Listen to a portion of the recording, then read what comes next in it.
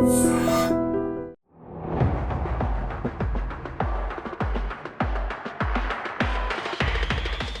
Guys, welcome to I dream. నేను మీ చాణక్య.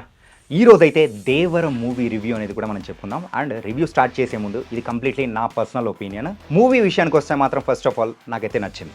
ఎందుకంటే 6 years తర్వాత ఎన్టీఆర్ గారిని ఒక సింగిల్ మూవీలో సింగిల్ హీరోగా ఎలా అయితే చూడాలనుకుంటున్నామో ఒక పర్ఫెక్ట్ ఎలివేషన్ మాస్ మూవీ అనేది కూడా ఎన్టీఆర్ గారికి కొరటాల శివ గారు ఈ మూవీ ద్వారా కూడా ఇచ్చారు.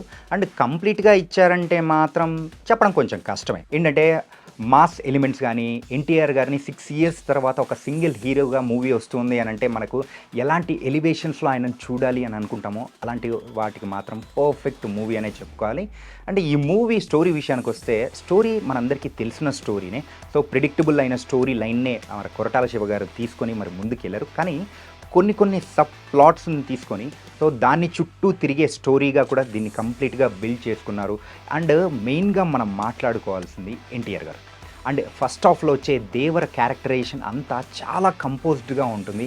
సో ఆనందం వచ్చినా బాధ వచ్చినా కానీ సో అది లిమిటెడ్గా చూపించే ఒక పెద్దరికమైన క్యారెక్టర్లో ఆయన్ని మాత్రం చాలా బాగా అనిపించింది. అండ్ సెకండ్ హాఫ్లో వచ్చే వర క్యారెక్టర్ మాత్రం అవుట్ ఆఫ్ ద బాక్స్. ఏంటంటే సో ఇప్పుడు జనరేషన్లో ఉన్న పిల్లవాడు, సో భయపడుతూ ఉన్న పిల్లవాడు, అంటే భయపడుతూ ఉన్న అబ్బాయి ఎలా ఉంటాడో ఆ క్యారెక్టరైజేషన్లో మాత్రం ఎన్టీఆర్ గారు చించేశారు.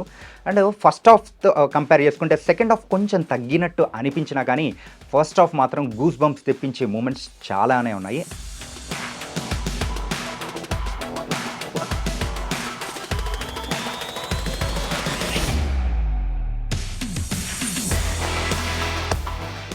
మెయిన్గా మూవీ హైలైట్స్ విషయానికి వస్తే మాత్రం ఎన్టీఆర్ గారి ఇంట్రడక్షన్ అయితే అద్దిరిపోయింది. దాని తర్వాత సో ఫస్ట్ హాఫ్లోనే వచ్చే మెయిన్గా ఆ సమరం ఎపిసోడ్ సైఫ్ అలీ ఖాన్ అండ్ ఎన్టీఆర్ గారి మధ్య వచ్చే ఆ ఫైట్ ఎపిసోడ్ మాత్రం నిజంగా అత్యద్భుతంగా అనిపించింది. పిక్చరైజేషన్ కానీ అండ్ ఎన్టీఆర్ గారు, సైఫ్ అలీ ఖాన్ గారు సో దీనికోసం ఎంత కష్టపడ్డారు. ఎవరైనా కానీ దానికోసం అంటే ఫలాంది కావాలి అని అనుకున్నామంటే దానికోసం కష్టపడే విధానం, ఆ క్యారెక్టరైజేషన్లో ఇద్దరు మాత్రం గూస్ బంప్స్ తెప్పించే ఆ ఫైట్గా అనుకోవచ్చు.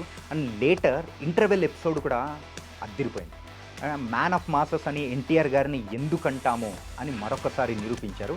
మెయిన్గా ఇంటర్వెల్ ఫైట్ ఎపిసోడ్లో వచ్చే ఒక మూమెంట్ అయితే మనం కూడా గ్లిమ్స్లో చూసాం. ఒక హాఫ్ మూన్ని కూడా ఫుల్ మూన్లా చేసేలా కూడా మిగతా బ్లడ్ అనేది కూడా వస్తుంది. ఆ మూమెంట్స్ అయితే థియేటర్ రెస్పాన్స్ నాకైతే నిజంగా అద్దిరిపోయేలా అనిపించింది. ఇంకా నెక్స్ట్ సెకండ్ హాఫ్ విషయానికి వస్తే మాత్రం వర క్యారెక్టర్. సెకండ్ హాఫ్ అంతా వరల్డ్ బిల్డింగ్ నుంచి మొదలవుతూ ఉంటుంది. సో భయపడుతూ అమాయకంగా ఉండే వర ఏం చేస్తాడు ఏంటి అనేది సెకండ్ హాఫ్ కంప్లీట్గా ఉంది.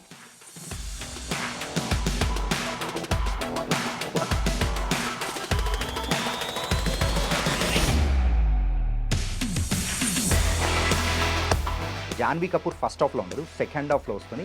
కానీ జాన్వీ కపూర్ గారు ఉన్న ప్రతి ఫ్రేమ్ చాలా స్టన్నింగ్గా ఉంది. స్టన్నింగ్ బ్యూటీ అనే పదానికి మాత్రం నిలువెత్తు నిదర్శనంగా కూడా మరి అక్కడ జాన్వీ కపూర్ గారు ఉన్నారు. ఆ రోజుల్లో 90s కిడ్స్ కానీ 80s కిడ్స్ ఎవరైనా ఉన్నారో వాళ్ళ టైంలలో శ్రీదేవి గారిని చూసి ఎలా అయితే మెస్మరైజ్ అవుతారో ఇప్పుడున్న జనరేషన్ వాళ్ళు జాన్వీ కపూర్ గారిని చూసి అలాగే తెలుగు ప్రేక్షకులు కూడా దగ్గర తీసుకుంటారని మాత్రం ఈ మూవీ ద్వారా క్లియర్గా అర్థమవుతుంది. సో ఆ డ్యూరేషన్ తక్కువగా ఉన్నా కానీ ఉన్న టైంలో మాత్రం చాలా బాగుంది. అండ్ మెయిన్గా చుట్టమల్లే సాంగ్ కూడా పిక్చరైజేషన్ సూపర్గా ఉంది. దెన్ మెయిన్గా ఈ మూవీ విషయానికి వస్తే మాత్రం పాజిటివ్స్ ఎన్టీఆర్ ఇంతకు మించి ఏమీ చెప్పుకోలేము. అండ్ ప్రొడక్షన్ వాల్యూస్ చాలా బాగున్నాయి. అండ్ సైఫ్ అలీ ఖాన్ గారు కానీ, శ్రీకాంత్ గారు కానీ అండ్ ప్రకాష్ రాజ్ గారు కానీ వీళ్ళ క్యారెక్టర్స్లో మాత్రం చాలా సూపర్గా ఇమడిపోయి ఉన్నారు. మెయిన్గా ఈ అందరి క్యారెక్టర్స్లో కల్లా సైఫ్ అలీ ఖాన్ గారి విలనిజం మాత్రం అద్దిరిపోయేలా కూడా ఉంది. ఎందుకంటే ఎవ్రీ ఫ్రేమ్లో సైఫ్ అలీ ఖాన్ గారు కనిపించిన ప్రతి ఫ్రేమ్లో సైఫ్ అలీ ఖాన్ కనిపించలేదన్నమాట. బైరా క్యారెక్టర్ కనిపించింది. దేవరని ఎలా అయితే పడగొట్టాలి, సో తనను చంపేయాలి అనే ఒక కసి తన కళ్ళల్లో మాత్రం 2 వేరియేషన్స్ కూడా మరి సైఫ్ అలీ ఖాన్ గారు చాలా చక్కగా చూపించారు.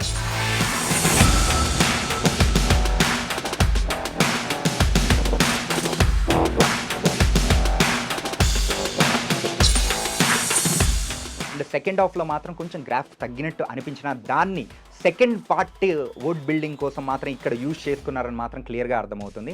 అండ్ క్లిఫ్ హ్యాంగర్ ఎప్పుడైనా కానీ ఫస్ట్ హాఫ్ చేశారంటే సెకండ్ హాఫ్కి ఏదో ఒక ట్విస్ట్ లాంటిది పెట్టి అది సెకండ్ హాఫ్ చూడాలనే ఆతృత పెంచే విధంగా కూడా దీన్ని పెట్టారు. కాకపోతే అంతగా మనం ఎక్స్పెక్ట్ చేసినంత కిక్ రాకపోవచ్చు.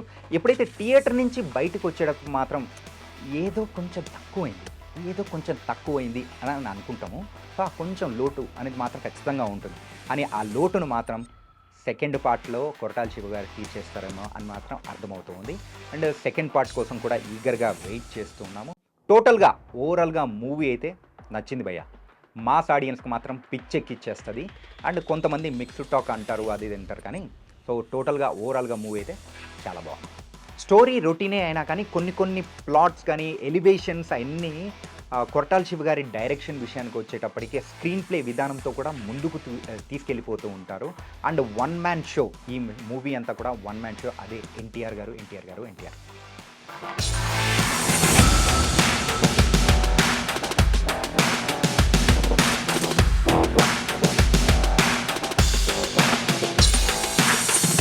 ప్రొడక్షన్ వాల్యూస్ విషయానికి వస్తే మాత్రం ప్రొడ్యూసర్స్ ఈ మూవీ గురించి ఎంత కష్టపడ్డారో కళ్యాణ్ రామ్ గారు కానీ సుధాకర్ గారు కానీ వీళ్ళందరూ చెప్తున్న దాని ప్రకారం అయితే మూవీ గురించి చాలా ఖర్చు పెట్టారు. ఒక డిఫరెంట్ వరల్డ్ని మనకు చూపించాలి, అందులోకి తీసుకెళ్ళాలి అనుకున్న దాంట్లో మాత్రం ఖచ్చితంగా 90% సక్సెస్ అయ్యారని చెప్పుకోవాలి. మెయిన్గా మూవీ అంతా కూడా సో కంప్లీట్గా ఒక 4 గ్రామాలు, సో అక్కడున్న సముద్రం చుట్టే తిరుగుతూ ఉంటుంది. ప్రతి ఒక్కరి క్యారెక్టర్స్ కూడా వాళ్ళ ఇంపార్టెన్స్ అనేది కూడా చాలా చక్కగా కొరటాల శివ గారు రాసుకున్న విధానం తగ్గట్టు చాలా బాగుంది. అండ్ కొరటాల శివ గారు బౌన్స్ బ్యాక్ అయ్యారనే చెప్పుకోవాలి. అండ్ ఇంకొకరి గురించి కూడా మనం ప్రత్యేకంగా మాట్లాడుకోవాల్సింది ఏంటంటే music director Anirudh. So songs విషయమైనా కానీ బీజిఎం విషయమైనా కానీ ఫైట్స్లో వచ్చేటప్పుడు బ్యాక్గ్రౌండ్ మ్యూజిక్ అయితే నిజంగా అద్దిరిపోయింది భయ్య. ఆ ఫైట్స్ అంత ఎలివేట్ అవ్వడానికి అనిరుద్ధ్ గారు ఇచ్చిన బ్యాక్గ్రౌండ్ మ్యూజిక్ కూడా ఒక కారణం అని కూడా చెప్పుకోవచ్చేమో. అక్కడ ఎన్టీఆర్ గారిని స్క్రీన్ మీద చూస్తుంటే బ్యాక్గ్రౌండ్ మ్యూజిక్లో ఆ ఎలివేషన్ ఇస్తూ ఉంటే మాత్రం ఫ్యాన్స్కి మాత్రం నిజంగా ఒక పండగ, ఫ్యాన్స్కి మాత్రం ఇదొక పండగ అని మాత్రం అదిరిపోయేలా చూపించేశారు కొరటాల శివ గారు. దేవర్ మూవీ ఎలా ఉంది ఏంటి అనే దాని గురించి మీరు చూసినట్టయితే కామెంట్ సెక్షన్లో మీ కామెంట్స్ అనేది కూడా డ్రాప్ చేయండి. మరిన్ని మూవీస్తో కూడా మీ ఐ డ్రీమ్లో మళ్ళీ కలుద్దాం. అంతవరకు take care. This is your Chanakya. See.